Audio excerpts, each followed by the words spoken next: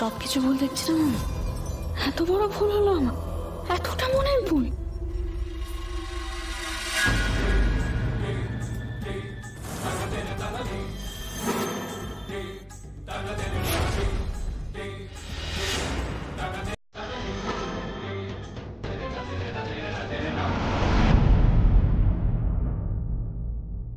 অপর্ণার মনের অবস্থা কি আমি বুঝতে পারছি, কিন্তু এই মুহূর্তে আমার কি করা উচিত সেটা আমি বুঝতে পারছি না।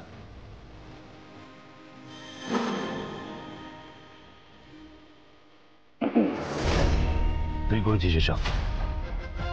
তোকে বাঁচিয়ে দিয়েছি সেটা ভাব। তোকে বাচ্চাদের বলেছি আমি আমি আজকে ঠিক করে এসেছিলাম সব সত্যিটা বলে দেবো। এত করে বোঝাবার পরও সে এক কথা এক। কতদিন চুপ করে থাকবো? কতদিন চলবে এই মিথ্যে? তুই মুখ খুলবি না, আর যাতে মুখ খুলতে না পারে সেই জন্য এই ব্যবস্থা করা। কি কর?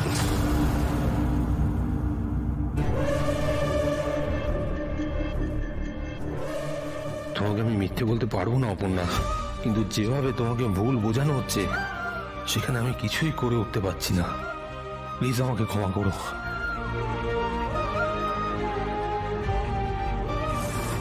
কিঙ্কর, তুমি আমাকে বলছো যে আগে আমি এখানে আসিনি, কিন্তু কিন্তু আমি বলছি আমি এখানে এসেছি। আমি এখন হয়তো এটা মনে করতে পারছি না।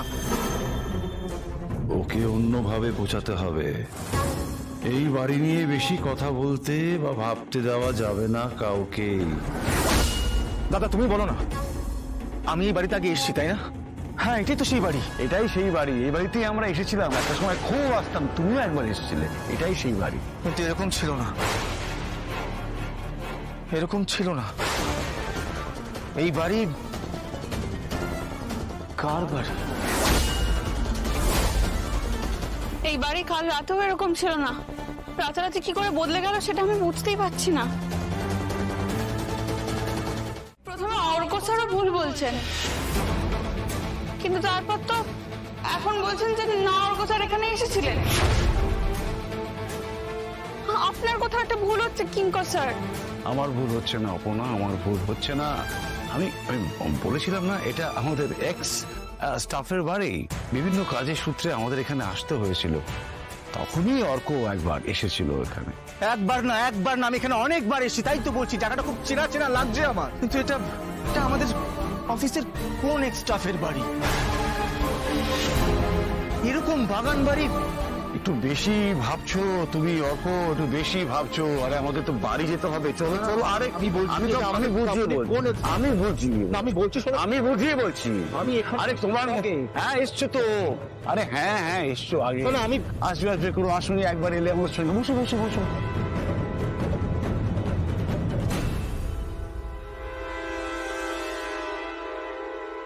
কিঙ্কর স্যার কেমন জোর করে নিয়ে গেলেন অর্ক স্যারকে, যেন এই বাড়ির ব্যাপারে কোনো কথাই বলতে দিতে চান না উনি। তো কেন? অপর্ণা, স্যার স্যার কোথাও একটা গোলমাল হচ্ছে। আপনি কালকে এই বাড়িতে আমাকে নিয়ে এসেছিলেন, আপনি বলুন আমি কি ভুল দেখেছি? আপনি তখন থেকে কোনো কথা বলছেন না, একদম চুপ করে আছেন। বাড়িটা কোথায়? বাইপাসের ধারে, পাশেই রাস্তার উপরে। শুনেই মনে হলো যে ওখানে আমার যেতে হবে, আর ওখানে গিয়ে আমার মনে হচ্ছে আমি ওখানে আগে গেছি। কার বাড়ি ওটা? কিঙ্কর বলেছিল ওটা আমাদের এক্স স্টাফের, কিন্তু ওখানে তো কেউ ছিল না। তোমাকে তো বললাম, কেন ওরকম মনে হচ্ছে তোমার? হ্যাঁ মনে হচ্ছে কিঙ্কর, কিন্তু কেন গেছিলাম, কবে গেছিলাম সেটা তো আমি মনে করতে পারছি না।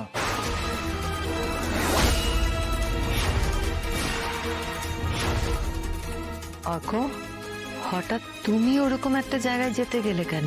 মা আমি তো দাদাদের সাথে গেছিলাম ওখানে। মানে আর্যদার কিঙ্কর গেছিল? হ্যাঁ গেছিল, আর কালকে রাতে দাদা অপর্ণাকে নিয়ে ওখানে গেছিল।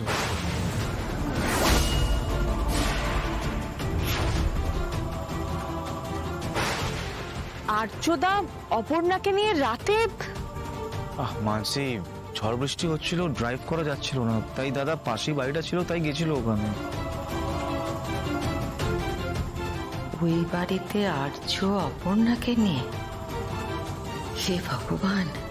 আর্যদা অপর্ণাকে নিয়ে বাইপাসের ধারে কি করতে গেছিল?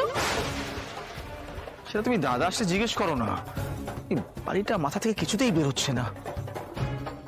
বাগান বাড়ি খুব চেনা চেনা, কিন্তু কিছুতেই মনে করতে পারছি না। শুধু শুধু একটা ভুল ধারণাকে মনের মধ্যে পোষণ করে রাখছো। না না কিঙ্কর, ভুল হতে পারে না। থেকে ইন্টারেস্টিং যেটা, সেটা হলো আর্যদা অপর্ণাকে নিয়ে ওখানে যাওয়া। এটা তো একটা বড় খবর। এ স্যার কখনোই অপর্ণাকে নিয়ে কোথাও ঘুরতে যায়নি। কোইন্সিডেন্টালি দেখা হয়ে গেছিল বাইপাসের ধারে, তারপরে ওরকম দুর্যোগের রাত, ঝড়, বৃষ্টি,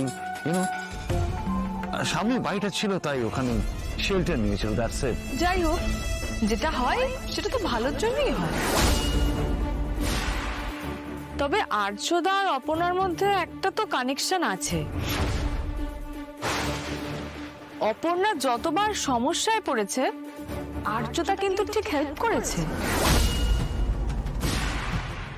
এই স্যার সচরাচর সবাইকে হেল্প করে থাকেন মানুষ, কিন্তু সেই সব কথা তো আমাদের কাছে অব্দি আসে না। অপর্ণার কথাটাই আমাদের কানে আসে। দেখছি, শুনছি, আমার তো মনে হয় অপর্ণা একটু বেশি স্পেশাল।